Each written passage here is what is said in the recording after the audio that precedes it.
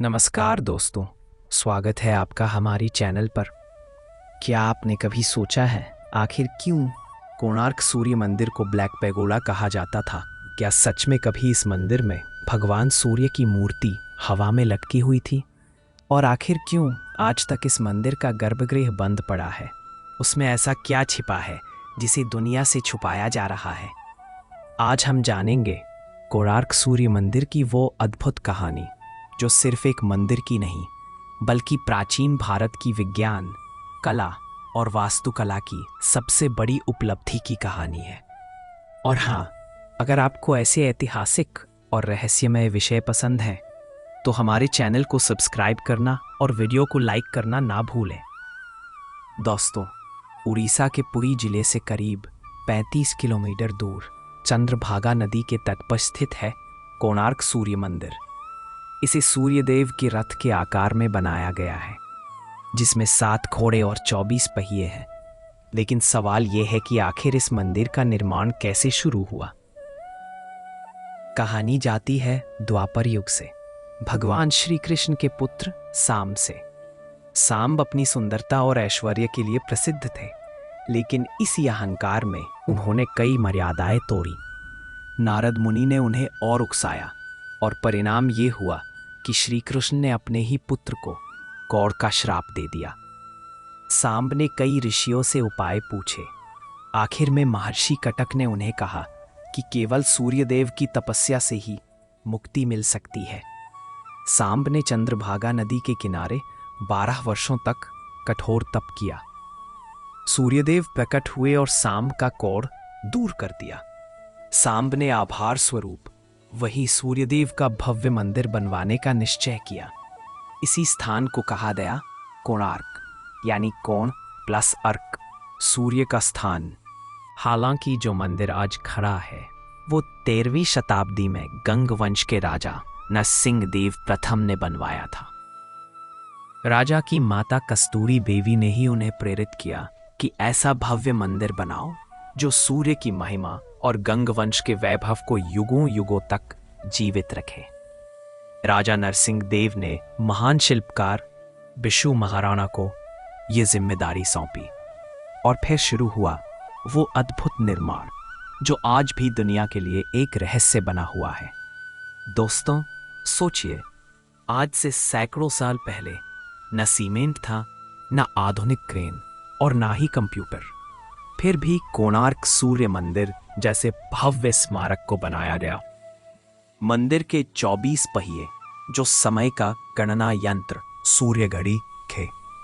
हर पहिए की 8 तीलियां, हर 2 तीलियों के बीच का अंतराल 3 घंटे का होता था।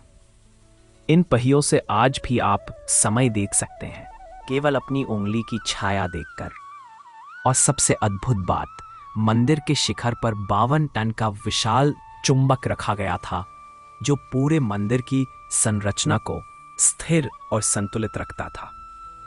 इसी चुंबकीय शक्ति से कहा जाता है कि गर्भगृह में सूर्यदेव की मूर्ति हवा में लटकती दिखाई देती थी।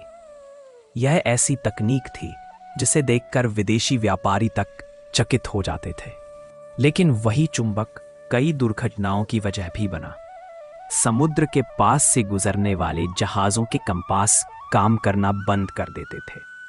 कई बार जहाज रास्ता भटक जाते थे और डूब जाते थे। इसी वजह से पुर्तगाली नाविकों ने इस मंदिर को कहा ब्लैक पैगोडा। साल था 1903। बंगाल के लेफ्टिनेंट गवर्नर J.A. बोडिलिया ने मंदिर का निरीक्षण किया। उन्होंने देखा कि मंदिर की संरचना बहुत क्षतिग्रस्त हो चुकी है।